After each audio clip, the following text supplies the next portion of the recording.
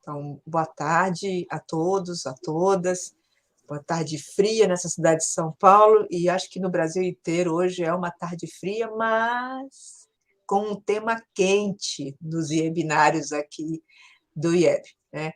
Este ano a gente está comemorando várias efemérides, até o IEB está no meio das efemérides, o IEB completa 60 anos agora, em 2022, foi criado em 1962, mas nós temos outras tantas efemérides, as que estão mais citadas, né? O bicentenário da independência, o centenário da Semana de 22 do modernismo, e outras que estão menos comentadas, como a gente estava aqui já mencionando os 90 anos da Revolução de 32 e os 90 anos da conquista do voto feminino no Brasil. Então, nada mais auspicioso que neste ano de eleições gerais para governador, para presidente, enfim, eleições majoritárias no Brasil, a gente volte a discutir a conquista do voto feminino. É porque, de fato, o tema desses 4 seminários que vão se suceder nos dias 19 de maio, 26 de maio, 2 de junho e 9 de junho, né? Eles têm por tema conquista, e, de fato, é uma conquista. O voto feminino não foi alguma coisa concedida do ponto de vista do Estado, ou mesmo o reconhecimento das mulheres como aquelas que deveriam votar e ser votadas, também não foi alguma coisa que veio desde sempre, ele é datado, e no caso brasileiro remonta, como a gente já viu, 90 anos, a 1932. O Brasil não está tão fora do que aconteceu no resto do mundo, né? O voto feminino é basicamente uma conquista deste século passado, agora a gente pode falar assim, né? Dos 900, e ele parte de um enorme esforço de grupos de mulheres que vão se mobilizar no mundo inteiro para, de fato, terem o direito, né, direito à cidadania, porque o direito a votar e ser votado é o direito à cidadania, né? Então, essa luta é uma luta que mobilizou um conjunto de feministas, tem muito a ver com o movimento feminino, o movimento feminista no mundo, e é super auspicioso a gente trazer esse debate agora, este ano, justamente porque eu estava comentando das eleições majoritárias e justamente porque é importante, né, e aqui nós estamos em 4 mulheres, reforçar não só o exercício desse direito, do direito ao voto, mas reforçar a importância de nós, mulheres, assumirmos cargos parlamentares, cargos no Estado, enfim, assumirmos cargos que sejam eletivos, né? Que possam, ou seja, estar aí disponíveis para fazer campanha e estar disponíveis para defender as posições nas várias instâncias governamentais, né?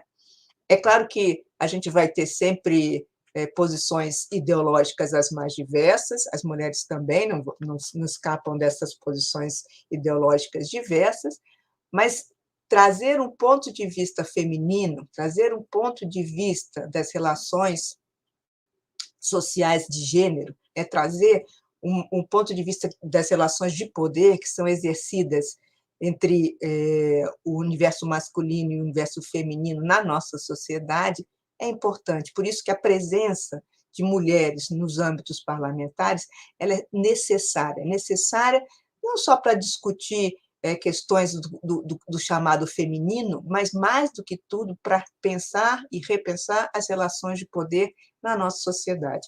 Então, é uma ação extremamente necessária, né? E discutir sobre isso, entender os antecedentes, ver como é que isso tudo se organizou, eu acho que ajuda a gente, inclusive, a dar o peso devido ao voto, né? Então, por isso a gente hoje vai estar aqui recebendo as 2 pesquisadoras, a Ana Prestes e a Elizabeth Espíndola, Mas, mais do que isso, a gente também está recebendo aqui a Mônica Dantas, professora do IEB, que está, junto com a Ana Prestes, organizando esse conjunto, essa série de debates, que começam voltando ao século XIX e termina nos dias atuais com uma espécie de balanço, né? Como que nós, mulheres, estamos digamos, nesse cenário atual com relação às eleições majoritárias. Então, isso posto, cabe-me aqui apenas, né, como, por enquanto ainda, como dirigente eleita do Instituto de Estudos Brasileiros, para a qual eu fui candidata, está certo que não é uma eleição majoritária, mas é uma eleição, né? Dar as boas-vindas a todos e a todas, e passar a palavra para a Mônica, que de fato vai dar início, então, a essa série de 4 seminários. Aproveitando, já agradecendo aqui muitíssimo ao aceite da Elizabeth Espíndola para estar conosco neste primeiro encontro, e a Ana Prestes por ter colaborado aí com a Mônica na organização dessas 4 sessões. Muito obrigada, Diana.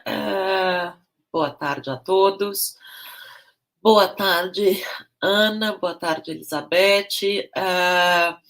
Na verdade, a única coisa que eu fiz aqui foi possibilitar a Ana Prestes organizar essa, por mais que eu me sinta muito honrada em poder colocar o meu nome, né, num evento tão importante para a história, mas mais do que tudo para nós hoje em dia, né, os méritos são todos da Ana, né?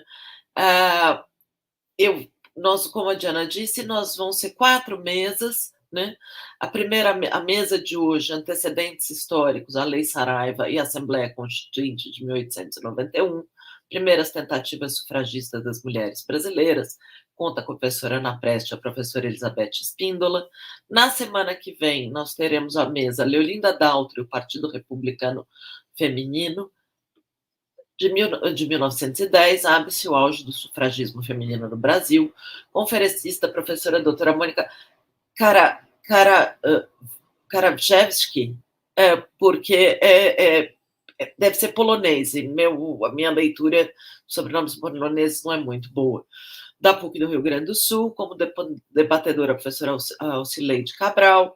A mesa 3, então, no dia 2 de junho, Berta Lúcio, 100 anos da Federação Brasileira pelo Progresso Feminino, conferencista, professora doutora Teresa Marques, da UNB, debatedora, professora doutora Kátia Roth, Universidade da Geórgia, e, finalmente, a última mesa, fechando esse ciclo e recolocando o tema para a atualidade, no dia 9 de junho, 90 anos após a conquista do voto, como anda a desigualdade entre homens e mulheres na política brasileira?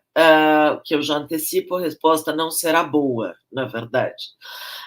Conferencista, professora doutora Marlise Matos, da UFMG, debatedora, fechando o ciclo, a professora doutora Ana Prestes, que aqui está conosco. É um imenso prazer. Nós vamos aqui aprender e relembrar essa trajetória de duras lutas, e no momento que passarmos, na verdade, de 1932 para hoje, eu acho que eu tenho a leve impressão que a gente vai achar que os últimos 90 anos não foram de conquistas assim tão impressionantes quanto a gente gostaria, né? Espero que este ano eleitoral e nos próximos, não sei, que a gente consiga andar a passos um pouco mais largos do que os que vêm sendo dados nos últimos anos, a despeito de, como a gente sabe, algumas propostas e tentativas de aumentar a representatividade feminina no legislativo, mas que, como todos acompanham, não tem sido exatamente tão simples de ser alcançada. Bom, a sistemática da mesa vai ser a seguinte. Eu estou chamando as minhas colegas pelo nome, me desculpe, mas eu posso colocar o professor e doutor, eu acho que nós estamos aqui já, né, podemos nos chamar pelos nossos primeiros nomes. A Ana vai começar, vai falar em torno de 50 minutos, Ana, 45? Até 40, máximo, assim. A gente combinou, combinei um pouco com a Beth, com a Elizabeth. Vai falar 40 minutos. A Beth depois vai fazer um comentário de 15 a 20 minutos, Beth, é isso? Ou mais? Som. Tá sem som, Elizabeth. Foi? Deu? 20 minutos, mais ou menos, de comentário? Isso, então, uns 20 minutos de comentários, né, passando pelo século XIX, focando principalmente na segunda metade do século XIX, né? Tá, ok. E depois, então, vão abrir para perguntas.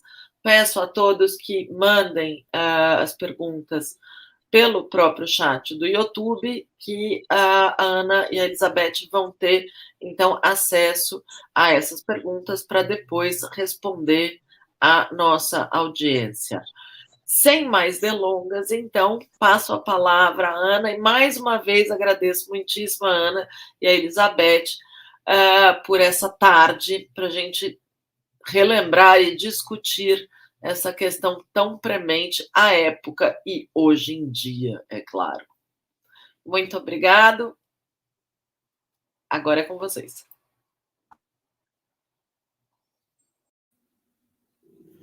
Muito obrigada, Mônica. Muito obrigada, professora Diana. Obrigada, equipe do IEB, pessoal da difusão, da equipe de difusão que fez a propaganda, né, do seminário para a gente, e quem também está aqui nos bastidores propiciando que a gente tenha acesso aqui ao YouTube, do IEB, a todas as facilidades para que esse seminário aconteça. É uma honra para mim ser organizadora e uma das palestrantes desse seminário, montado com a professora Mônica Dantas, que me orienta no pós-doutorado no IEB. E essa realmente é uma das efemérides desse ano de 2022. Eu vou aqui abrir minha apresentação.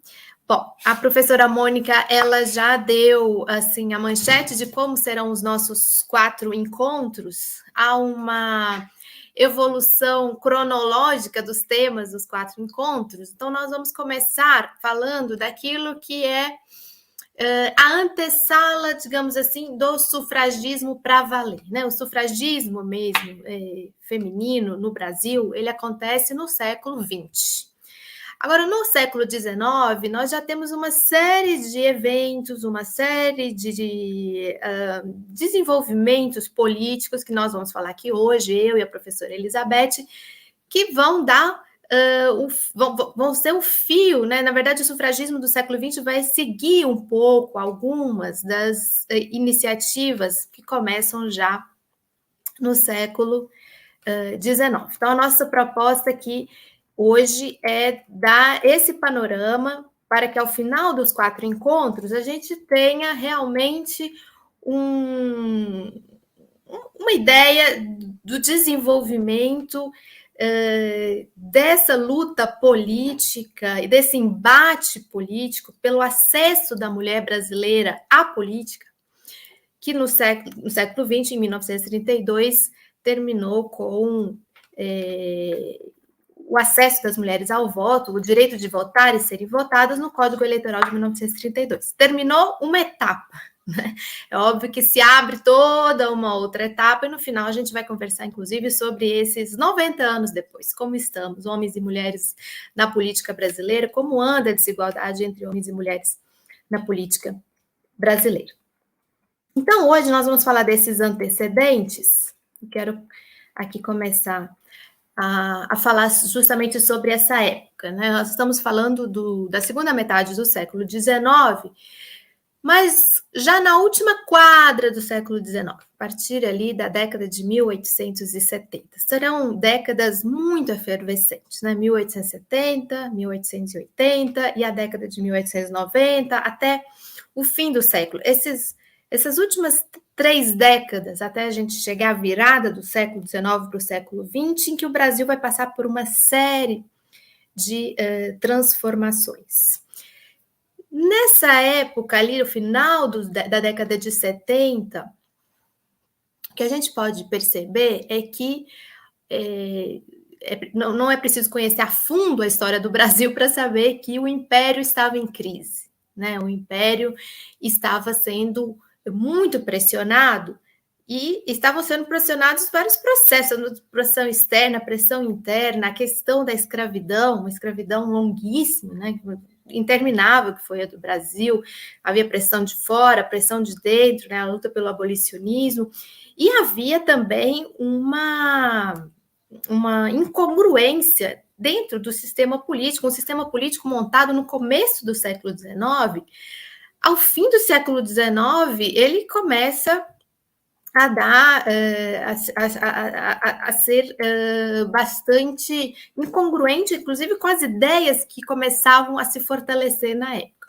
A professora Emília Viotti, por exemplo, ela fala o seguinte, ela fala que o progresso econômico da segunda metade do século XIX, ele acarreta um profundo desequilíbrio entre poder econômico e poder político. Esse desequilíbrio entre poder econômico e poder político, ele começa a afetar também o sistema político, né? Então, seguindo a professora ainda, concebido em 1822, o sistema político parecia pouco satisfatório aos setores novos da década de 1880, né? Ali da passagem da década de 1870 para a década de 1880. As novas elites urbanas não se sentiam suficientemente mais representadas e os fazendeiros das áreas cafeeiras mais novas, então vamos lembrar que a gente está naquele momento de impulso e fortalecimento desse setor cafeeiro, né? No Brasil, que produziam boa parte da riqueza do país, se sentem fora, a professora fala, sentiam-se peados pelas estruturas políticas do Império, né? Se sentem fora da estrutura política do Império. O Partido Republicano, então, recrutou adeptos nesses grupos sociais insatisfeitos, republicanos e abolicionistas começam a adotar um estilo político novo. Pela primeira vez, a política vai saindo dos limites estreitos dos conchavos familiares para a praça pública. Vamos lembrar também o contexto mundial, né? O contexto mundial, o que estava acontecendo na Europa, o que estava acontecendo nos Estados Unidos, toda a carga das revoluções que aconteceram décadas para trás ainda, mas que começam a impulsionar bastante nas Américas, isso vai criando um caldo de cultura renovada, um caldo de cultura que vai se renovando no que diz respeito a como deve ser organizado o sistema político. Por isso, o republicanismo também ele cresce de uma forma bastante forte, né? Segundo uma outra autora também, a socióloga Angela Alonso, o dilema político da elite imperial estava entre reformar ou conservar o sistema, porque também tinha medo da reforma e perder poder. Então, havia os conservadores mais moderados, que defendiam uma modernização econômica, havia os liberais moderados, que pensavam na reforma política, havia os conservadores, a professora Ângela fala, empedernidos, né, assim, aferrados, que não admitiam qualquer alteração da ordem estabelecida, e no meio desses debates vão ganhando fôlego, vai ganhando fôlego a questão da ampliação da cidadania, a discussão da cidadania no Brasil. E vai haver uma série de livros, uma série de escritos que vão reforçar isso. Da época, nós vamos ter o Abolição da Miséria, do André Rebouças, o Erro do Imperador, do Joaquim Nabuco, a Fórmula da Civilização Brasileira, de Aníbal Falcão, a Política Republicana, de Alberto Salles. Todos esses livros são da década de 1880, são ali dos anos de 1883, 86, 82... até o final. Só um minutinho, gente.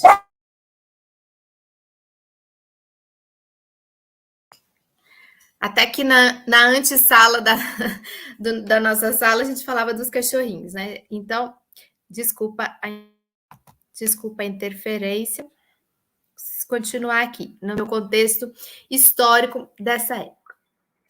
E é no bojo, né, todas essas discussões, que vai se organizar uma reforma eleitoral no Império, que vai ser conhecida como a Lei Saraiva, por conta do José Antônio Saraiva, que era o presidente do Conselho de Ministros, então, conhecidíssimo Gabinete Saraiva. Né? Essa lei, que inclusive conta com a redação final do Rui Barbosa, vai instituir uma série de novidades no sistema político imperial. E inclusive, vai atender a uma demanda de mais de uma década, porque desde a década de 1870, o próprio imperador Dom Pedro II, já percebendo também todas essas pressões e essas mudanças que ocorriam no Brasil e no mundo, tentou fazer uma reforma eleitoral, uma reforma desse sistema que não foi para frente. Né? Em 1879, tentou-se fazer uma reforma já com previsão de voto direto, mas ela não foi para frente. Então, essa lei de 1881, que ficou conhecida como a Lei Saraiva, ela institui pela primeira vez, por exemplo, um título de eleitor, e ela vai pela primeira vez também proibir formalmente o voto dos analfabetos, porque a anterior Constituição, lá de 1824, não falava textualmente que os analfabetos não votavam, mas na prática, o analfabeto não votava porque na hora do voto você tinha que escrever o nome do candidato, você tinha que assinar o seu nome, então ele era um impedimento tácito. Assim como a Constituição de 1824 também não falava nada do voto das mulheres, havia um impedimento tácito, um entendimento de que as mulheres não eram cidadãs políticas, não tinham acesso à cidadania política. Tanto lá na década de 70 como na década de 80, um dos grandes debates foi justamente essa questão do analfabetismo, do voto do analfabeto, da pessoa não instruída. Inclusive, essa era uma pressão que existia dentro do Império, da questão do acesso à educação. O Império não se esforçou para ampliar o acesso à educação a população brasileira, né? Havia talvez ali até um temor do potencial revolucionário de uma população instruída. Então, essa lei Saraiva de 1881, que organiza o sistema político e eleitoral. Então, ele estabelece como eleições diretas para cargos eletivos, como senadores, o Senado, deputados da Assembleia Geral, deputados das Assembleias Legislativas, das províncias, provinciais, vereadores, juízes de paz. E só para a gente ter uma ideia aqui dos dados, a primeira eleição, já sob a égide da Lei Saraiva, vão votar apenas 96.411 eleitores dentro de um universo do eleitorado podiam votar no Brasil naquela época, de acordo com essas regras, 145 mil pessoas. Ou seja, considerando somente os votos, aquelas pessoas que foram votar, menos de 1% da população brasileira teve acesso a essa primeira eleição. Com base nessa lei Saraiva, dentro desse contexto todo que eu falei, vamos lembrar, daqui a pouco eu vou falar com mais detalhe, vamos lembrar o que as mulheres que tinham algum acesso ao espaço público estavam fazendo com relação, ou defendendo com relação à participação política das mulheres.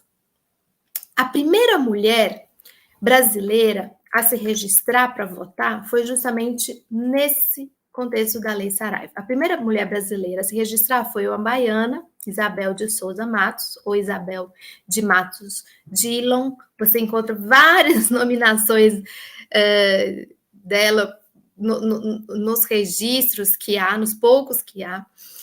Isabel de Matos Gil era seu nome de casada, e com base no artigo 4º da Lei Saraiva, de 1880, ela, que era uma dentista formada no Rio de Janeiro, baiana, formada no Rio de Janeiro,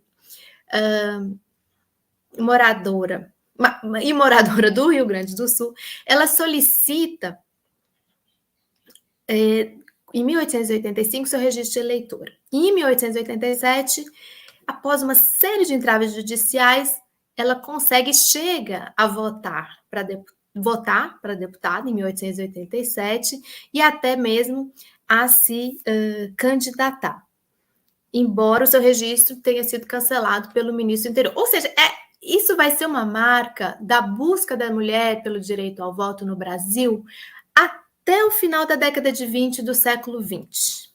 Ou seja, a mulher se inscreve, aí o juiz não deixa, aí ela vai lá e vota assim mesmo. A gente vai perceber isso ao longo, inclusive, desses nossos 4 seminários, através da experiência das mulheres do Rio Grande do Norte, através da experiência da mineira Mieta Santiago, através da experiência de uma série de mulheres que tentam romper essa barreira e ir lá exercer o seu voto a partir de interpretações cabíveis da lei, tanto dessa lei de Saraiva, como mais tarde da Constituição de 1891, em que daqui a pouco a gente vai falar sobre isso, em que em nenhum momento se fala que as mulheres não podem votar. E deixa eu ver se eu consigo mostrar para vocês o voto da Isabel, ele registrado, um dos votos dela aqui que está registrado.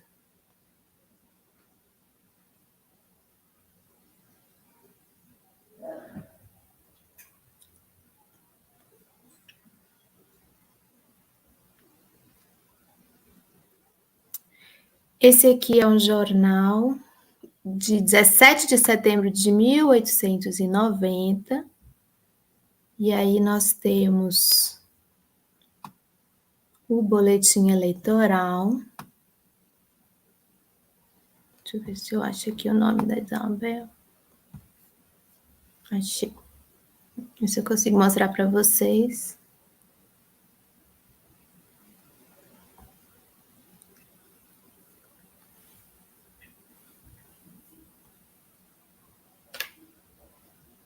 Fui dar um zoom aqui. Acho que ele não foi meu zoom, mas eu não sei se vocês vão conseguir enxergar, mas está aqui, ó. 14 votos para a Isabel Dillon, que era o nome dela de casada. Então, nós podemos... Essa talvez seja a primeira mulher mesmo brasileira que ainda antes da Constituição da Constituição de 1891, antes do século XX, tenha conseguido, a partir de uma interpretação da Lei Saraiva, ir lá e se alistar para votar e ainda se candidatar a deputada.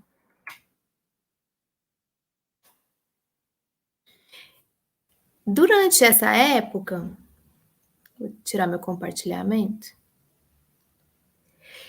Durante essa época, o que está acontecendo, principalmente nos grandes centros, principalmente no Rio de Janeiro, principalmente também São Paulo, alguns estados, né, províncias ainda, né, ali no Ceará, Pernambuco, alguns centros politicamente mais intensos, você começa a ter uma proliferação de material escrito por mulheres. Material escrito no formato de panfleto, no formato de jornal, inclusive você vai...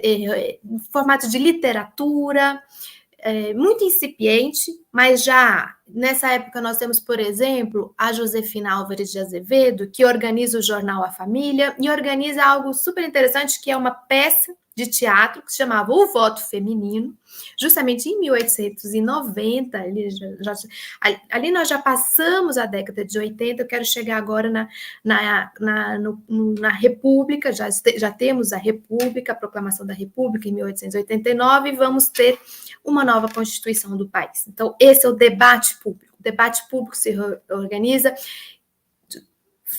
estamos aqui, proclamada a República, o que vai, qual é a Constituição? Não é mais a Constituição do Império, 1824, a Constituição do Império já não cabe mais. Precisamos de uma nova Constituição, uma Constituição moderna, uma Constituição dentro desses parâmetros que me apoiei aqui na Ângela Alonso, na Emília Viotti, para entender o contexto dessa época, de bastante influência do pensamento liberal, da política vista como uma atividade individual, de valores democráticos. Então, esse é o contexto desse período, né? Então, eu estava falando disso para falar da Josefina Álvares de Azevedo, que ela faz uma peça de teatro que se chama O Voto, e eles vão encenar, na verdade, O Voto Feminino, e ele vai ser encenado pouquíssimas vezes, 1, 2 vezes, mas que já vai impactar no ambiente político, nos debates que estão acontecendo do primeiro Congresso, do Congresso Nacional Constituinte Republicano, né? O primeiro Congresso Nacional Constituinte Republicano, que tem os seus membros eleitos de uma forma direta, a partir de uma regulamentação de julho de 1890, chamado Regulamento Cesário Alvim, e aí vai começar um debate interno dentro do Congresso Constituinte, sobre a nova Constituição e, obviamente, sobre o sistema político e eleitoral que vai reger esse novo momento. É bom a gente lembrar que não existia em absoluto nenhum movimento organizado sufragista. Não existia isso no Brasil, não existia o movimento do sufragismo organizado.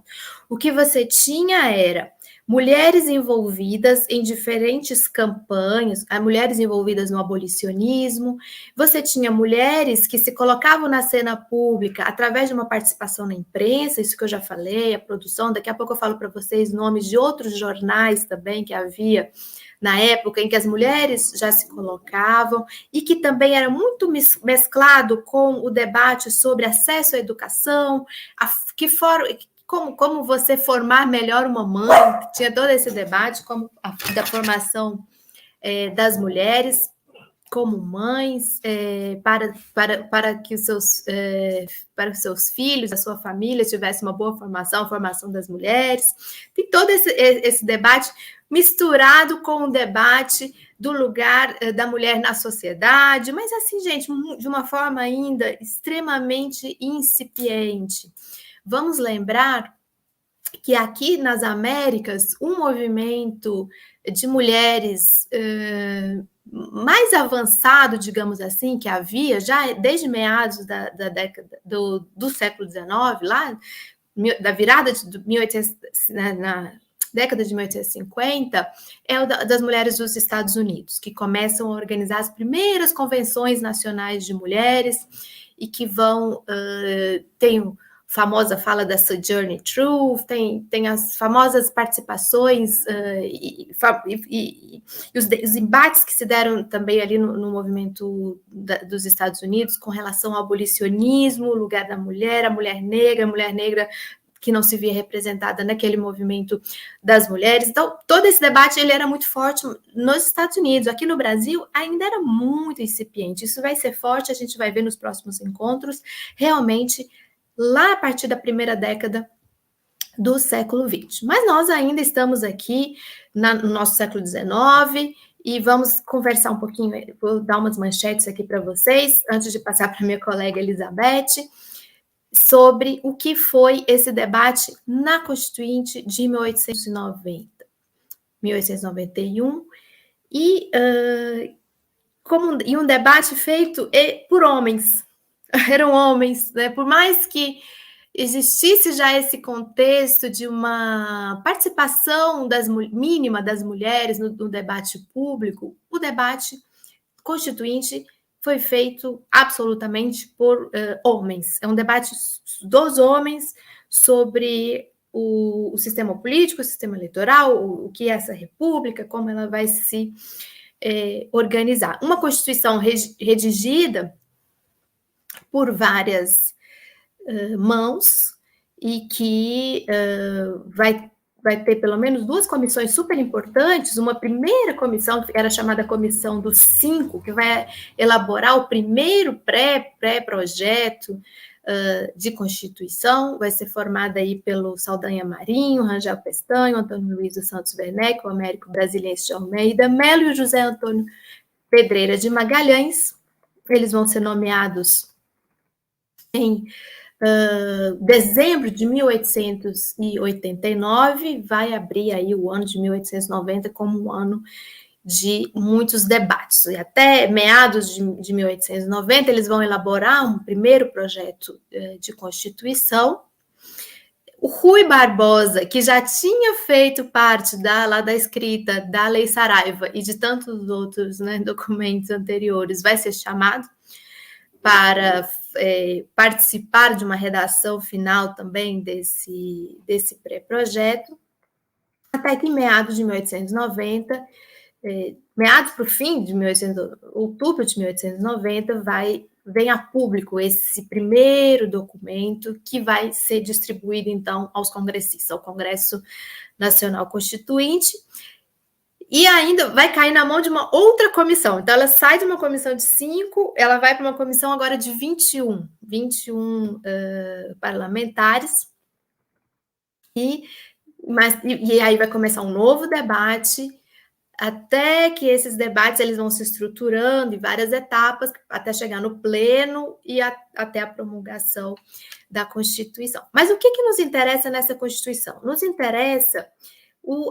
principalmente o artigo 70, os artigos 69, 70 e 71 do título 4, são os artigos que vão tratar da questão do cidadão brasileiro, seus direitos e também essa questão eleitoral, principalmente o artigo 70, o famoso artigo 70, que fala quem são os eleitores, né, e que são os eleitores dos cidadãos maiores de 21 anos, que se alistarem na forma da lei. Em nenhum momento nesse artigo fala-se que as mulheres não estão incluídas nesse termo cidadãos, né? Era uma coisa que justamente esse fator que mais tarde, lá no século XX, vai servir para mulheres, aí já mulheres sufragistas, que já se viam como tal e se organizavam como tal, vão começar a colocar em dúvida essa Constituição. Por que esse termo cidadãos ali na Constituição de 1891 não incluía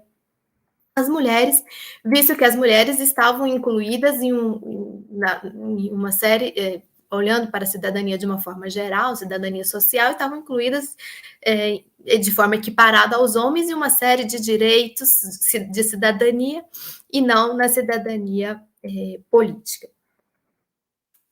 Então, eu acho interessante que a professora Mônica Karavejevski, que a professora Mônica Dantas aqui citou o nome dela, que é uma das nossas convidadas do seminário, ela tem um trabalho também sobre a Constituição de 1891, e ela fala uma coisa que eu acho muito interessante. Ela fala assim, se você olha para o artigo 70, na Constituição aprovada de uma forma geral, né, lá de fevereiro de 1891, você não dá para ter noção da dimensão da discussão que ocorreu entre os congressistas sobre o acesso das mulheres ao voto, a esse lugar.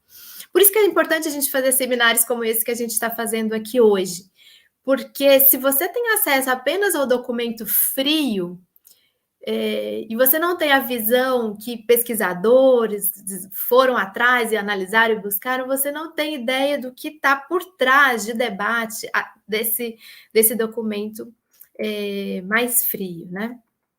Então, nesse documento, aí já...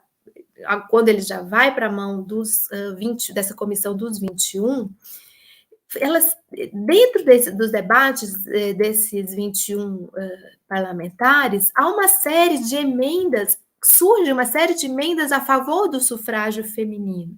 Você tem parlamentares como Lopes Trovão, do Distrito Federal, Leopoldo de Bulhões, Casimiro de Goiás, Casimiro Júnior, do Maranhão. Para esses deputados, a redação do artigo 70 teria que vir com um acréscimo de que mulheres diplomadas com títulos científicos e de professora, e bem como as que estivessem na posse de seus bens, também fossem alistáveis para votar. E as mulheres casadas não, as mulheres solteiras ou viúvas também estavam fora quando dependentes de pais ou maridos de familiares. Ou seja, tinha uma série de restrições, mas mesmo assim os deputados tentavam promover um primeiro enunciado que previa que as mulheres, parte das mulheres também poderiam exercer o direito ao voto. Sobre isso, e sobre o contexto da época, da circulação das notícias, a professora Célia Pinto, lá do Rio Grande do Sul, ela fala nos trabalhos dela o seguinte: as atividades de mulheres feministas em jornais, como eu falei, foram bastante expressivas, espalhavam-se pelo país já em algum nível, além dos jornais que já circulavam nas capitais, e essa atividade ela ajudou a dar esse ambiente para que também esses parlamentares pudessem fazer referência a alguns debates na hora de colocarem esses primeiríssimos argumentos. Vou puxar aqui para que as mulheres pudessem votar e argumentos para que as mulheres não pudessem votar, que foram os argumentos que prevaleceram. Então, eu vou puxar aqui alguns desses argumentos que eu selecionei para falar para vocês. E que foi um debate em que... Vou puxar aqui. Acabou ficando muito intramuros, digamos assim, da Constituição, e que a gente acaba que vai ter um intervalo muito grande de tempo entre o debate constitucional de 1890, 1891 e a década de 20 do século 20, quando, para valer, mais uma vez, vai se discutir esse debate. Bom, eu puxei aqui alguns parlamentares que eram contrários ao voto das mulheres. Então, por exemplo, está nos anais da Constituição, por exemplo, um deputado do Pará, deputado Cerzedelo, fala: não nego, senhor presidente, direito de voto às mulheres por uma questão de falta de capacidade intelectual ou porque suponha que não possam ter elas aptidão para exercer. Não me preocupa essa questão do direito como essa cura de estarem elas sujeitas às mesmas leis criminais que nós.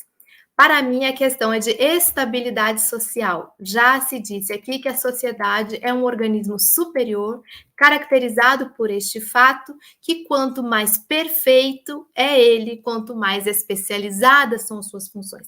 São argumentos que valem até hoje para justificar a exclusão da mulher da política, que a mulher ela teria um certo papel na sociedade, especialmente no interior da família, e que isso garantiria a estabilidade dessa sociedade. Tirar a mulher deste lugar é desestabilizar toda uma sociedade. Então, esse é um dos argumentos historicamente assim, mais usados. O deputado Pedro Américo, inclusive o pintor, né? Ele dizia o seguinte, que a missão da mulher é mais doméstica do que pública, mais moral do que política. Demais, a mulher não direi ideal e perfeita, mas simplesmente normal e típica. Não é a que vai ao fórum, nem à praça pública, nem às assembleias públicas defender direitos da coletividade. mas a que fica no lar doméstico, exercendo as virtudes femininas, base da tranquilidade, da família e, por consequência, da felicidade social. Então, mais tarde, você vai ter, inclusive, outros argumentos, como o argumento de que a mulher não vai às armas, ela não vai defender o país, ela não serve militarmente o país. Você vai ter uma série de outros argumentos. Até tinha puxado aqui. Ele fala, tem outros deputados que falam que dai à mulher a faculdade de votar e raríssimas serão as que troquem os encantos da sua nobre empresa, que é a educação dos filhos, pela ingratidão dos embates eleitorais ou pela secura e aridez de lutas populares. Então, esses são alguns argumentos de homens, de deputados, todos homens. Esse era um debate entre homens, era absolutamente entre homens. Aqui tem um argumento de deputados que eram favoráveis ao voto da mulher, como Costa Machado, e ele fala que era uma causa nobre, justa e santa dos direitos da mulher, direitos esquecidos e conculados em todos os tempos. E deixa eu ver aqui uma outra. A mulher tem tempo para ir à missa, ao teatro, ao baile, aos passeios, para cuidar dos filhos e não terá um momento para ir dar o seu voto, uma vez ao ano? Também argumentava um outro parlamentar dentro desses debates. Ou outro que diz, a mulher é dotada de inteligência, ela ama este país, ela é instruída, ela paga imposto, entretanto não pode votar, não pode exercer o direito do voto, que é tão pequenino e mesquinho, ao passo que um homem que só tem a enxada, que apenas sabe ler e escrever um bocadinho, pode votar e ser votado. Eu não quero que toda mulher vote, quero fazer uma transação, faça-se a experiência, e se ela mostrar que as mulheres são dignas de exercer o direito do voto, então seja ele. Que elas não são dignas, então seja ele cassado, ou seja, que teria que ter uma experiência se as mulheres votariam ou não. Então, eu não pelo tempo de apresentação, eu não consigo detalhar aqui todos os debates que houve, né? O importante, talvez, é colocar... Estou vendo aqui o comentário da Sara, da nossa equipe aqui do IEB, que tem umas perguntas. Não, eu vou passar para a professora Elizabeth, depois a gente vai às perguntas, vai ter que ser super rápido, porque a gente tem pouco tempo. O que eu queria lançar aqui de mensagem é que esses momentos de transição política, esses momentos de instabilidade política, de mudança de sistema, mudança de regime, sempre favoreceram, a gente vai ver isso mais para frente, favoreceram com que as mulheres colocassem essa questão, ou homens que observavam essa demanda de igualdade política entre homens e mulheres, para que essas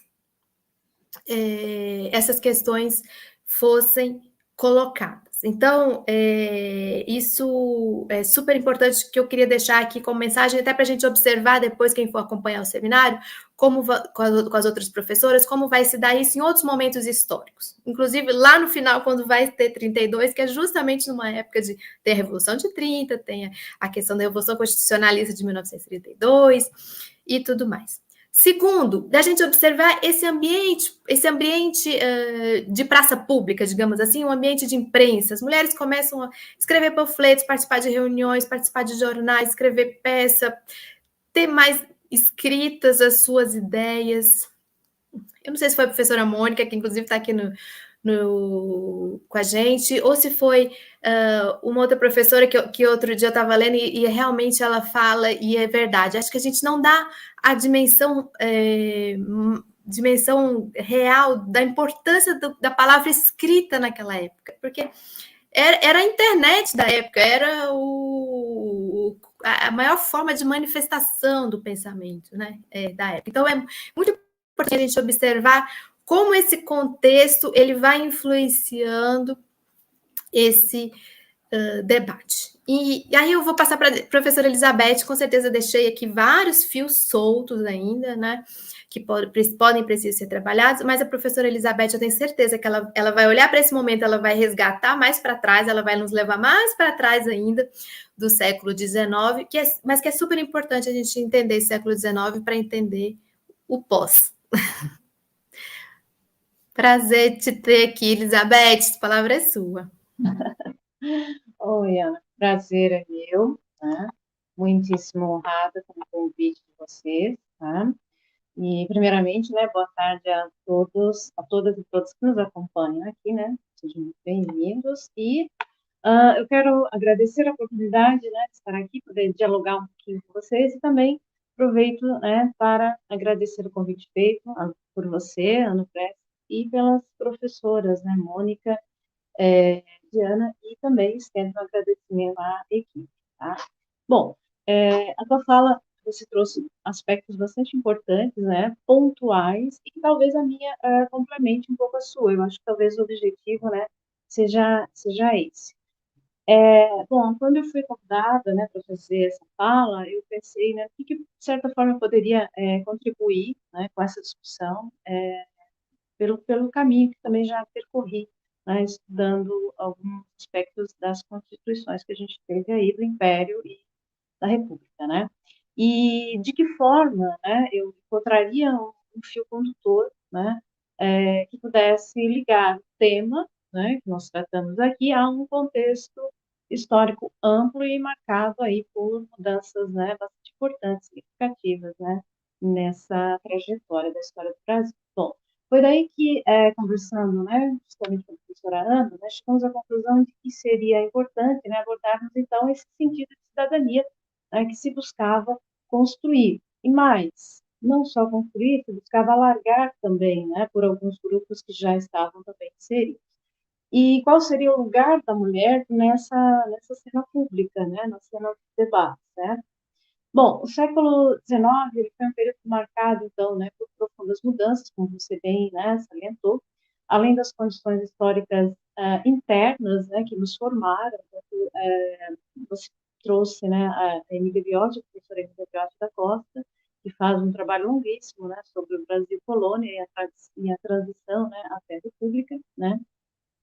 Mas nós também temos nós também fomos afetados, de certa forma, pelos movimentos e ideários, né, digamos assim, liberais, né, que vieram de fora, como, por exemplo, o próprio iluminismo, né, destacando que essa luta, né, das mulheres para se ver, se incluir enquanto cidadãs, né, ela é uma luta bastante antiga, histórica, né, e como eu estou tratando, já citei, né, o feminismo, eu destaco aqui a importância também da Declaração das Mulheres, da Mulher e da Cidadã, né, feita pela Olímpia de Gouges, lá, na época da Revolução Francesa, como uma resposta, né, à Declaração do Homem e do Cidadão, né. Bom, é inegável, né, que esse ideário libertário que chega até nós aqui no Brasil trouxe também, né, ventos de mudanças, né? A gente sabe que todo esse ideário feminista, né, ele vai estar na base da Inconfidência Mineira, né, e de muitos movimentos de revoltas, né, durante o período colonial, né? Tanto liderado por pessoas letradas, pertencentes aí à elite, quanto também por lideranças populares que promoveram essas revoltas, essas rebeliões, né, tentando aí se inserir nesse processo, né, de uma luta pela cidadania. Bom, a Constituição do Império, de 1924, então, é uma Constituição outorgada, né, e um país onde você se inspira, né, um modelo, digamos assim, constitucional que se inspira no modelo francês, né, trazido aí também pela ideia, né, seminal do Montesquieu, né, dos três poderes. Entretanto, ele coloca um quarto poder, né, que é o poder moderador do imperador. Então, ela foi outorgada, embora tenha esse caráter, né, de uma constituição liberal, né, ela continuava mantendo, né, a garantia de posse, né, das pessoas escravizadas, ou seja, né, não tinha a intenção, né, de trazer, de certa forma, um sentido de liberdade pleno, né, de cidadania, né, enfim, para os demais, certo? e garantindo aí a posse, né, aos senhores, né, dos seus escravos, certo? Bom, excluindo também, né, as mulheres, né, desse processo. Então, nas linhas, né, gerais da lei, da Constituição do Império, as mulheres, mesmo que elas tivessem idade e posses, né, suficientes, elas assim ainda não seriam, mesmo assim, não seriam cidadãs, né? Bom, o espaço do debate político, então, ele mantinha-se fechado às mulheres, né? Tendo elas como estratégia esconder-se por detrás aí de pseudônimos para manifestar as suas ideias na imprensa. E aqui eu chamo a atenção para a importância, né, também da imprensa, né, como talvez um dos caminhos, não único, mas um dos caminhos possíveis para que as mulheres pudessem se projetar na esfera pública, né?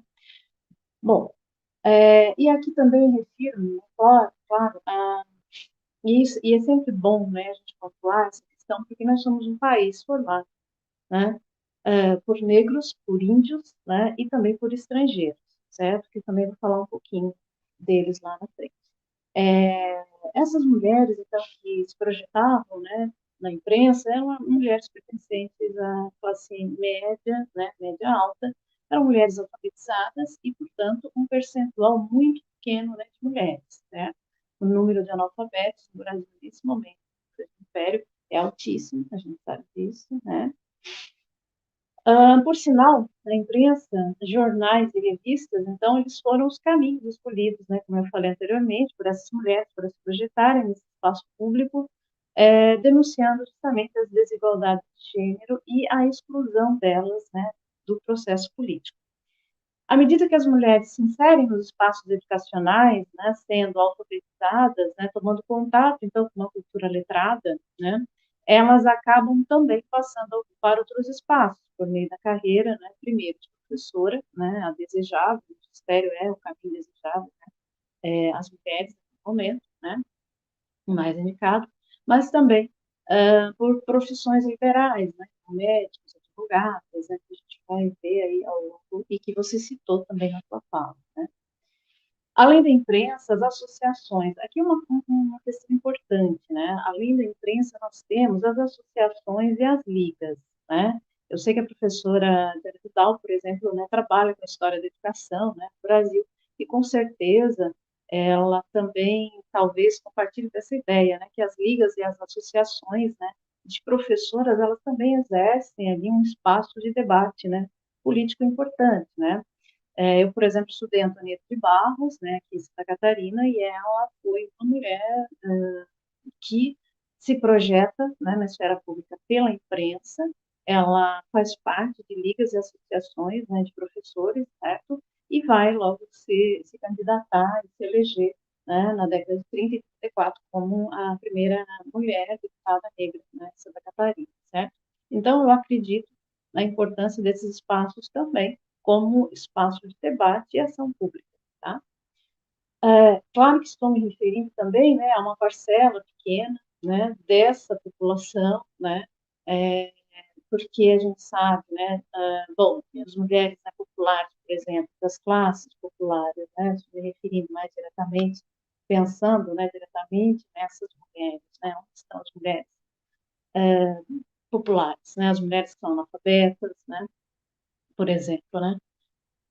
O que eu percebo também na tua fala, né, é que ao longo dessa construção, né, a necessidade de delimitar um espaço, né, para a mulher, né, essa é uma preocupação, e essa preocupação ela vai se intensificando à medida que o século XIX vai terminando, né. Então, a República, né, que eu vou falar depois em seguidinha, da Constituição de 1891, ela tem um papel bem claro definido para as mulheres. Eu acredito que a Constituição de 1824 ela não tinha essa intenção de delimitar um espaço bem claro, né, uma função para a mulher, né?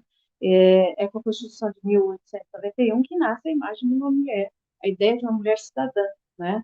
Mas com uma função muito mais atrelada ao espaço do lar, ao espaço privado, tá?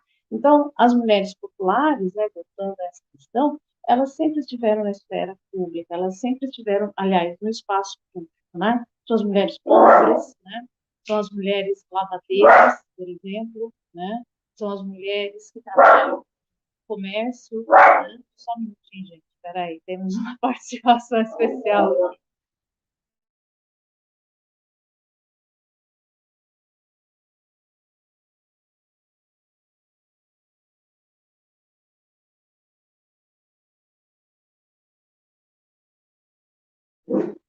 Vamos ver se os ânimos se acalmam. Perdão. Então, como eu ia falando, né, essas mulheres, elas têm uma participação no espaço, né, público, como mulheres que estão ali circulando, ganhando a vida e interagindo também, né, com os homens, né, nesses espaços. Bom, logo, né, então, na Constituição de 1824, não havia nem cidadão, né, e nem pátria, se nós pararmos para pensar no percentual de pessoas, né, que exerciam o direito ao voto, né, enfim, né, e o próprio sentido de Brasil, de pátria, de nação, de Estado, né, que está sendo construído ali, né, naquele momento. Bom, a noção, na verdade, de cidadão, nesse momento, era garantida, né, pelos direitos perante a lei, atribuída logo aos homens, né, brancos e de posse. Esses, sim, ainda eram considerados, então, como cidadãos, né? Como eu falei anteriormente, né, a Constituição de 1891, então, ela vai delegar um lugar específico, né, a essa mulher, né? Ela reconhece a mulher como cidadã, né, mas uma cidadã que tem uma função, né, que é a família, né? Bom, aí nessa época, então, a gente vê que trava-se uma série de discussões, né, sobre a abertura, né, de escolas de nível superior e do acesso das mulheres, né, a esses espaços. Então, cada vez mais, né, as mulheres vão se inserindo, né, mais espaço elas vão também conquistando e ocupando aí nessa esfera pública do debate, tá? Então, para isso, né, contribuíram aí, né, jovens também que foram estudar lá fora, né, no exterior, que trouxeram, né, novas ideias para esse debate, e o estímulo, né, da mulher, do acesso à mulher, né, da mulher às ciências, certo? Então, a gente vai ter, por exemplo, a primeira médica, né, formando-se no Brasil aí por volta dos anos de 1887, se não estou na memória, né? Diferentes publicações, elas também expressavam, né, as diversas concepções de um novo papel feminino, né, na sociedade brasileira, né, entre o final do século XIX e o século XX, defendendo a emancipação feminina em diferentes aspectos, né, nesse momento, certo? Este período também foi marcado por muitas transformações sociais, naturalmente trouxe questionamentos sobre um envolvimento adequado, né, da mulher na nova estrutura, né, social aí que surge com a República, certo? Então, a gente começa, né, aí, e aí talvez a minha fala se ligue, né, link ao seu conteúdo, né, já do século XX, né, eu tentei não fugir muito, ser mais breve, sucinta possível, para fazer essa contextualização, mas trazer, né, o debate para o século XX, como você mesmo disse, né, esse debate, essa participação, né, das mulheres sufragistas, ela vai se intensificando ao final do século XIX e não por acaso, né? As mulheres começam a tomar uma consciência mais bem estruturada, digamos assim, né, principalmente a partir da educação, principalmente a partir da formação delas, né, como profissionais liberais, como advogadas, e também como médicos, também como professores. Eu acho também interessante a gente destacar aqui, né, nesse momento, a participação de mulheres operárias também, né? A gente não pode esquecer que havia também todo um movimento, né, aí das mulheres, né, pertencentes às classes operárias, né, no sentido também de serem inseridas aí nesse processo, né, de construção aí da cidadania, né? Bom, eu acho que aí a gente pode agora também, né, trocar uma ideia, talvez essa minha contextualização histórica, né, traga também algumas ideias para a gente fechar, então, a nossa discussão, certo? Obrigada, viu, pela contribuição, pela atenção.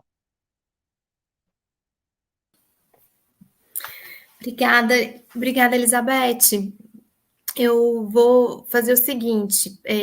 Primeiro, eu vou comentar aqui sobre um livro que, inclusive, a Elizabeth participa, eu participo, e que muitas das coisas que a gente não vai conseguir falar aqui no tempo do seminário, não só hoje, mas nos próximos 3 dias de seminário, estão nesse livro.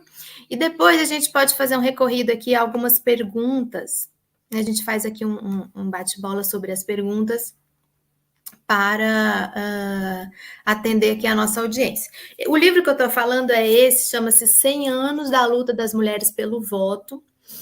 E aí foi algo que eu não falei na minha fala inicial, a gente está falando dos 90 anos, mas esse ano também tem uma efeméride de 100 anos, né, que são 100 anos da organização da Federação Brasileira pelo Progresso Feminino, a FBPF, que foi em 1922, no ano da Semana de Arte Moderna, de todas essas efemérides que a gente está falando, né, de um ano de centenário da independência na época. E nesse livro nós reunimos artigos de 13 pesquisadoras, mas também há mulheres que estão mais vinculadas à militância e à atuação política, tem deputadas também que escrevem, e que a gente vai falar, cada uma vai falar sobre um aspecto. A professora Elizabeth, por exemplo, vai falar sobre a pesquisa dela a respeito da Antonieta de Barros, que foi a nossa primeira parlamentar negra do Brasil, em Santa Catarina. Nós vamos ter aqui a história da Almerinda Gama, vamos ter a história do papel das comunistas no sufragismo, vamos ter a história... tem várias, gente, tem vários artigos que vocês vão poder encontrar, inclusive várias dessas perguntas que vocês fazem. Tem a professora Mônica, que está participando aqui com a gente, que fala sobre associações femininas e o movimento sufragista, o feminismo, as mulheres negras, a urgência do poder.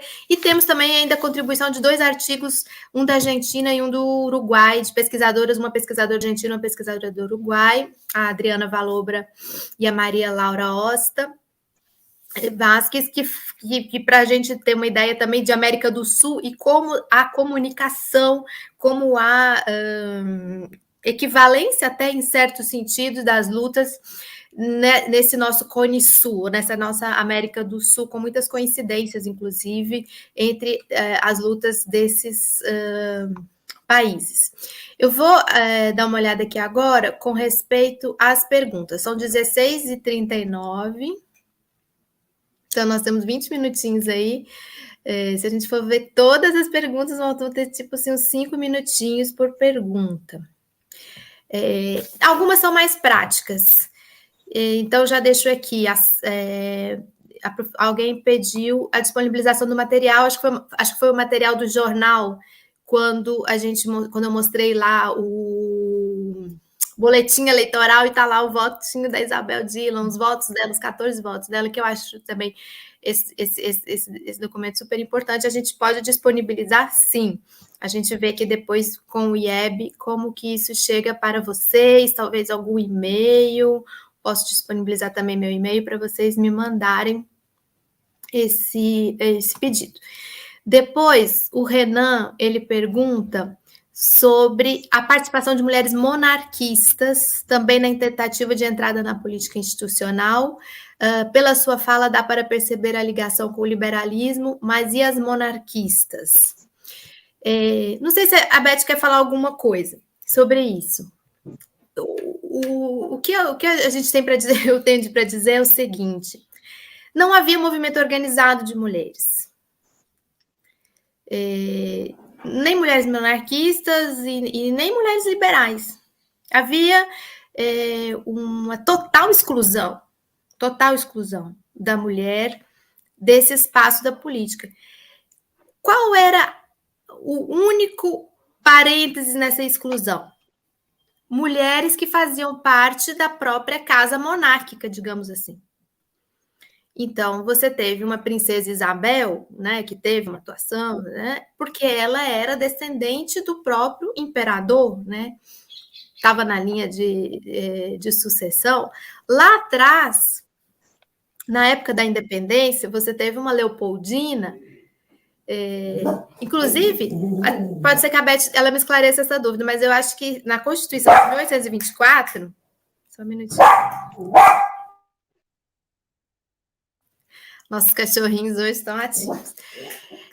A Constituição de 1824 só previa algum tipo de participação, o acesso da mulher ao governo no caso de descendência.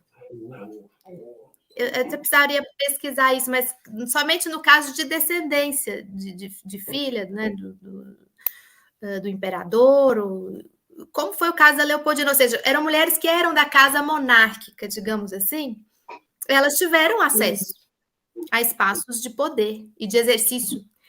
Fora isso, aí teria que ver também com pesquisadoras da área, eu não pesquiso isso, mas que eu saiba, não houve movimento de mulheres. O que você tinha um movimento abolicionista, por exemplo, em que mulheres participavam. Você tinha o republicanismo, e mesmo no republicanismo eram poucas. O que você tinha era um caldo de cultura do liberalismo, principalmente inspirado na Europa, que trazia esse ideal da política como um exercício individual e de uma república que, por pressuposto da própria república, deveria ser para todos, para todas. E que os liberais traziam esse argumento. Quer comentar essa pergunta, Beth? Posso fazer um comentário. Bom, assim, eu acho que a pergunta tem relação com aquilo que eu comentei, né, sobre a Declaração das Mulheres, da Mulher e da Cidadã, né, em França. Bom, é uma outra sociedade, né, com as suas especificidades bastante diferentes, né, da nossa, e o que nós temos aqui no Brasil, por exemplo, a gente tem uma figura como a da Bárbara Heliodora, né? A Bárbara Heliodora, mulheres que se filiaram, digamos assim, e apoiaram, né, mais movimentos libertários, né, do que necessariamente de apoio à monarquia, né? Tá aí um tema bastante interessante, né? Um fio aí para ser, né, para se puxar, né? Mas a experiência francesa, no caso, né, vocês podem, né, se espelhar, enfim, e tal, eu acredito que ela traga algumas questões aí para a gente pensar a participação das nossas mulheres também no Império, né, mulheres que apoiavam, de certa forma, o Império. Eu não acredito que tenha uma participação efetiva também, eu também concordo com você, né, minha fala também vai no sentido da sua, de que realmente não. Eu acho que as mulheres, né, do Império, elas depois vão assumir pautas mais liberais, como, por exemplo, a própria abolição, né, do trabalho escravo. A gente tem que também pensar, né, a participação dessas mulheres, né, na abolição do trabalho, né, da escravidão, enfim, também como uma ação caritativa, né, o que era de bom tom, né, digamos assim, que fosse praticado também por essas mulheres, né? Então, essa é uma questão também que a gente deve trazer, porque demonstra aí um lugar, uma postura conservadora, né, em relação à própria figura feminina, né, na sociedade. Tá? Não sei se ajudou. Sim, assim, a filantropia, essas ações de caridade foram das primeiras atividades das mulheres também no espaço público, né? Para fora da casa, aceitas. Eram atividades aceitas, né? Pela sociedade, socialmente. Mas fica aí também essa questão para a gente pesquisar, né? Mas até onde eu saiba, não existia esse tipo de iniciativa mais coletiva, era bem atomizada. Você falou sobre a questão do abolicionismo, né, Beth? E tem uma pergunta da Beatriz Sanches, que nos Estados Unidos as mulheres negras vincularam a reivindicação pelo sufrágio feminino com as lutas pelo fim da escravidão. No Brasil tivemos algo parecido? Vou falar para vocês o seguinte, essa é uma das minhas pesquisas de doutorado. Como que as mulheres brasileiras, nesse contexto da segunda metade do século XIX, como elas beberam dessa fonte dos diferentes iniciativas e movimentos como o abolicionismo, mas também o movimento pelo acesso à educação, a própria república, o movimento republicanista, como primeiras escolas de fazer política das mulheres, assim. Porque para os homens, o estar na política e fazer política é algo quase natural, né? Os homens da elite, né, governante, da elite que detinha todo o exercício da política. Enquanto para as mulheres em geral, da mulher indígena, a mulher escravizada, mesmo a mulher trabalhadora urbana, e mesmo a mulher da elite, talvez essa tivesse acesso por tabela a imprensa,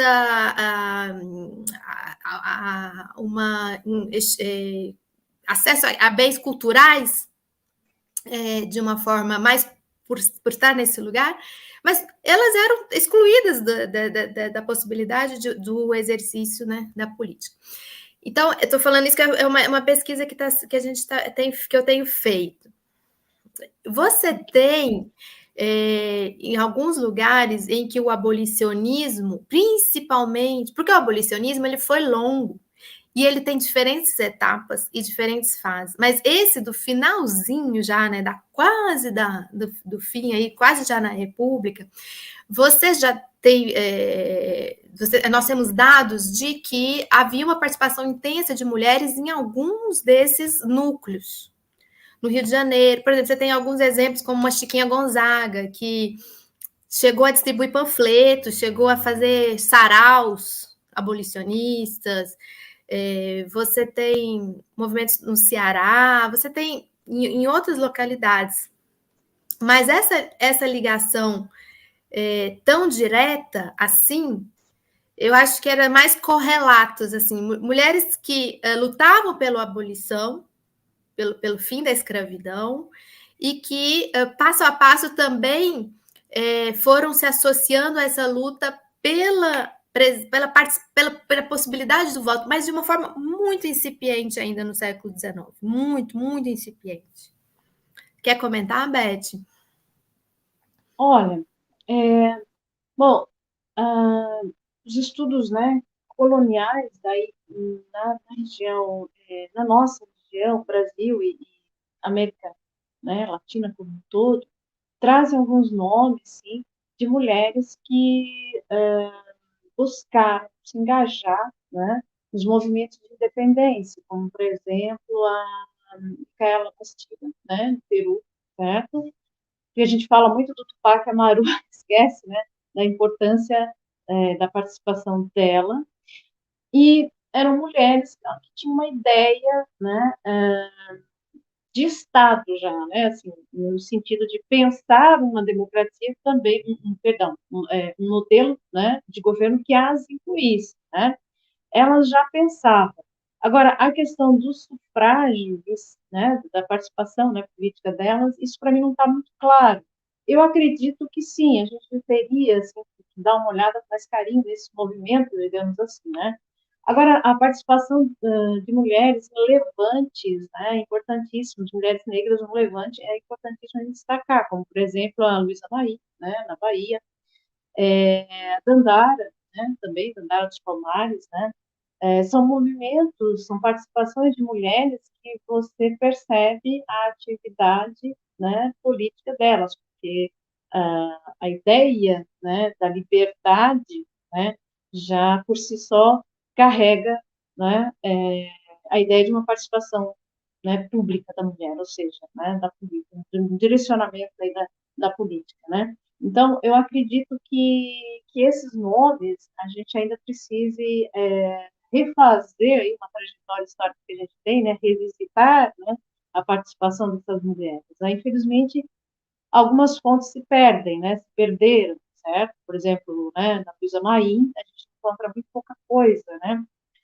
da participação dela, mas a gente tem outras aí que estão, né, ainda invisibilizadas e que a gente precisa, né, retomar, né, essa discussão da mulher, né, e da participação da mulher na construção, né, de um Estado, né, na construção da nação mesmo, né, o que elas imaginavam, né, para isso, que sentido de liberdade. Eu falo isso porque também a Revolução de São Domingos, né, afetou também, principalmente uma população cativa que nós tínhamos aqui, né, de certa forma também foi tocada, né, pelo ideal de liberdade, né, que se apresentou lá na ilha, lá no Haiti, né, na ilha de São Domingos, certo? Então, é sempre importante a gente trazer a participação dela, certo? A pergunta é ótima, eu fiquei também curiosa. Essa é uma das perguntas que é da minha agenda de pesquisa, justamente tentar encontrar essas conexões entre as diferentes lutas dessa última quadra do século XIX, abolicionismo, a luta pelo acesso à educação, a luta pela república, Sim. E o movimento das mulheres pelo acesso à política. Uhum. Como ela se conecta, e como é uma coisa que eu chamo na minha pesquisa um pouco de escola, porque a escola no sentido assim, as mulheres não tinham escrever jornal, escrever panfleto, distribuir, participar de reunião, era uma coisa, se até hoje, tantos anos depois, eu trabalho aqui na Câmara e eu vejo mulheres às vezes constrangidas de entrar no espaço legislativo, Sim. Será que eu estou com a roupa certa? Como que eu vou falar? Será que vão me aceitar? Imagina isso lá no século, né, XIX, como era difícil a participação política da mulher, em diferentes aspectos, em diferentes lutas, em diferentes formas de luta, né? Então, eu acho que a gente já está com o tempo bem contadinho. A última pergunta, ela é bem interessante. Infelizmente, vai ser a última pergunta que a gente vai conseguir responder. Foi dita a questão da imprensa das mulheres nesses espaços, mas é possível matizar essa presença? Imagino que os editoriais, principalmente dos periódicos sobre a política, eram dominados por homens. Totalmente. Tanto é que nesse período aí do debate constitucional, infelizmente eu não vou poder mostrar para vocês, mas tem várias charges, era chacota. Eu acho que a própria professora Mônica, que está aqui com a gente, e tem uma outra pesquisa que eu também li, como é o nome dela, gente? Maiara. É uma jovem, ela fez um trabalho sobre a Constituinte, já falo o nome dela aqui, Maiara. Ela falou o seguinte, que no ambiente da Constituição de 1890 e 1891, havia uma parte dos parlamentares, maior parte, que tratava como chacota, como piada, minimamente você debater a mulher na política. Isso era retroalimentado com os jornais da época, que apareciam várias charges. Aí aparecia assim, por exemplo, os homens em casa de avental e as crianças chorando, e a mulher vestida como um homem num ambiente externo. E aí foi a pergunta: é isso que vocês querem para a nossa sociedade? Ou seja, que seria o caos que seria a saída da mulher do ambiente da casa para esse ambiente fora da casa, da política, que seja. Agora, mesmo que essa empresa ela fosse dominada, né, por essas figuras, né, e que lá no século XX, e aí a Beth sabe também, vão falar que a Leolinda Daltro era o diabo, ela era a mulher diabo, mulher homem, que ela queria botar fogo em tudo, né? Mesmo assim, essa profusão de jornais, como o jornal tem a Família, tem a das Camélias, tem da Margarida, tem uns 3 aí com o nome de flor, que são peças importantíssimas, porque era uma ousadia das mulheres. E aí elas falavam de moda, falavam um pouco também de coisa, mas colocava dentro a questão da participação da mulher, né? Da mulher, enfiava aí no meio a questão do lugar da mulher nessa sociedade. Eu até vou aproveitar a tua fala, porque tua fala eu acabei lembrando de uma fotografia que eu achei no dia em que a Antonieta de Barros ela vai tomar posse, né? Que ela vai lá e assina a ata de posse. Eu entendo quando os homens fazem, né, essas chacotas e tal, não, porque assim é impensável que o corpo feminino ocupe aquele espaço, entendeu? Assim, é impensável que a mulher esteja naquele espaço. E aí eu lembro que nessa fotografia tem um momento em que eles estão sentados num sofá grande, são vários homens, né, sentados, é a bancada que foi eleita, né, e ela era a única mulher, e ela estava sentada no meio. E ela estava toda encolhida, como se ela estivesse se protegendo, braços cruzados e toda encolhidinha, com as pernas fechadinhas ali. E o restante dos homens na cena, eles estavam muito à vontade. Por quê? Porque a esfera pública sempre foi o domínio dos homens. Eles se sentiam em casa, né? Se sentiam muito à vontade. Então, você viu o cara, né? O deputado tal, lá eleito, né? Encostado, né? Com os braços abertos e tal. Então, até hoje, né? Quando você diz, né, como que as mulheres se sentem constrangidas ainda, né? De pisarem em determinados espaços, sim, né? O corpo feminino naquele espaço é algo impensável. Então, como o peso, né, digamos assim, desse conservadorismo, dessa tradição, né, do debate público, né, do espaço público, da política ser um espaço majoritariamente masculino, como isso ainda é latente na nossa sociedade. Né? Quando a gente tenta ocupar, a gente é meio que expulsa, né, de certa forma, seja por piada e até mesmo por assédio direto. Né? A gente já teve, infelizmente, vários casos aí. É isso mesmo. Beth, professora Elizabeth Spindler, mais uma vez, muito obrigada por estar aqui com a gente. Obrigada também à professora Mônica Dantas pela oportunidade de a gente organizar esse webinário, IEBinário, aqui dentro do IEB, que é o Instituto de Estudos Brasileiros da USP. É super importante a gente poder trazer essa pauta para cá em um ano eleitoral, um ano de 90 anos da conquista do voto, em 32, de 100 anos da Federação Brasileira pelo Progresso Feminino, de 1922. Eu quero convidar vocês para a próxima mesa desse webinário, que vai ser na próxima quinta-feira, exatamente, no dia 26 de junho, e vai ser com a professora lá do Rio Grande do Sul, a professora Mônica Karavejesic. Eu já nem preciso pedir desculpa para ela, que eu já pedi 1000 vezes, se eu falar o nome dela errado. Ela está aqui com a gente hoje no chat, participou bastante. Inclusive, ela trouxe uma coisa que a Câmara acabou de publicar e que realmente é super importante. Deixa eu ver se eu consigo resgatar aqui, que ela falou para a gente. Aqui, isso. Esse Tratado sobre a Emancipação Política da Mulher e o Direito de Votar, de 1868. E que eu confesso que eu não consegui estudar esse documento ainda. Ele acabou de ser organizado e publicado pela Câmara. E fica aqui como sugestão. Então, a professora Mônica, que trouxe essa sugestão para a gente hoje, ela vai estar aqui na quinta-feira que vem, nesse mesmo horário, junto com a professora Alcileide Cabral, de Pernambuco. Então, a gente vai pegar do Nordeste ao Sul do Brasil. E elas vão falar sobre a Leolinda Daltro. A Leolinda Daltro e o Partido Republicano Feminino, de 1910. Abre-se o auge do sufragismo feminino no Brasil. Então, a partir de 1910, a atuação da Leolinda, elas vão contar toda essa história. A história da Leolinda é fantástica, já começa no século XIX, mas como indigenista que ela era. É uma história fantástica, é bem a ponte mesmo, entre o século XIX e o século XX, essa palestra delas, e que eu espero que vá complementando essa história que a gente começou aqui a contar, né, Beth, hoje. Começamos a contar aqui, e elas vão continuar, e mais para frente a gente vai falar da Berta Lutz, da federação, e lá no final do webinário a gente vai falar sobre hoje, como é que nós estamos hoje, 90 anos depois. Quer falar algumas últimas palavras, Beth? Quero. Primeiro, quero agradecer, né?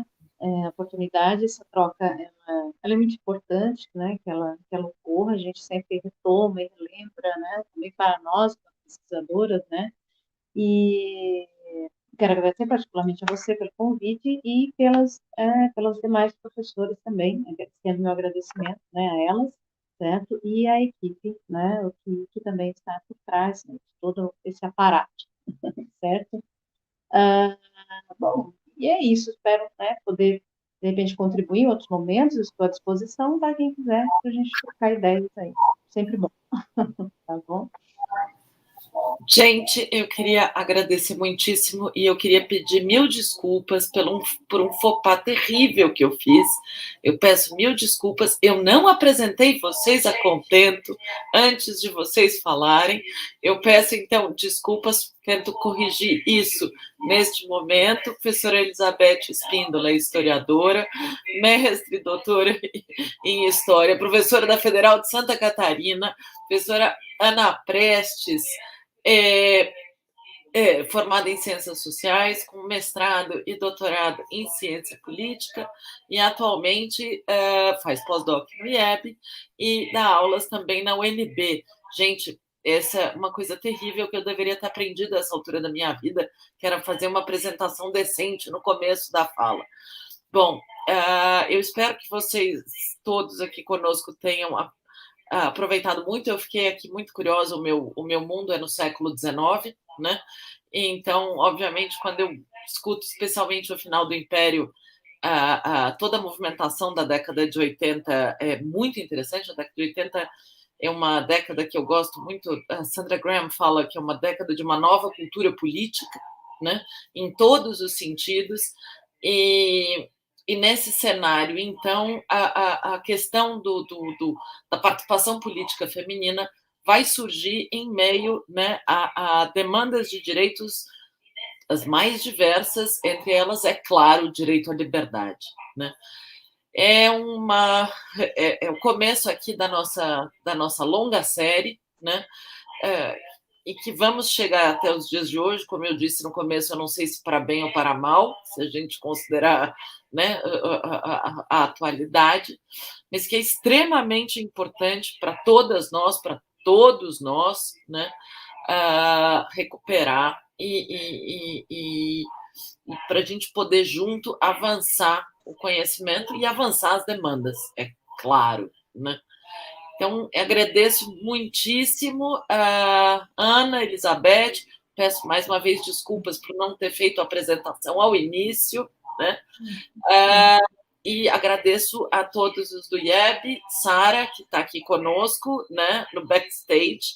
Muito obrigado aos que nos assistem e nos encontramos de novo aqui na semana que vem. Muito obrigada. Obrigada, professora Mônica. Obrigada a todos do IEB. Obrigada a Sara, que ficou aqui no apoio com a gente, e todo mundo que participou.